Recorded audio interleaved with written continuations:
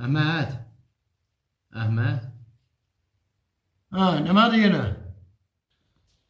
Ama deyirəm, bəs nə var oldu? Məni harda gördüysən mənə aşık oldu? Mən heç güneş görməmişim necik məni. Mən heç güneş də görməyim. Sen harda məni gördün aşık oldun bəs? Karre yakılmıştı başıma. Damla göğerçin oynadırdım. Bir bakırdım tövleden çıktı. Vurgun dolu tezzegine.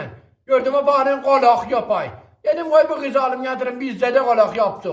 Ben sen elçiliğe gelenle, dödönene, seni bana görsetmediler. Ben seni doldan gördüm. Dedim ben bunun yüzünü niye bana görsetmedin? Dedi yüzünden gelmir yüzüne bakar. Deme bilir misin sen neme yüzünü görsem olmam bileyi. Kül savururlar başıma. Elindeki sikke mikke bahadı. Çok oradan bileyi. Gül yatın. Bedbahtı felekse de kim olacak diyeyim benden yiyorlar. Ferik behrikize elhamdülillah. Meymanı sene verardır. Belki nene canı sehri cadeladı domdan saptığımızı meyte. Köpeğim ala sen genelde giden yok kızlardan ola. 400-500 milyon karışlar ola. Ta gel hele olalım men. Ben elhamdülillah kurban olma Xudaya. Neçralı. Haram əməlidir.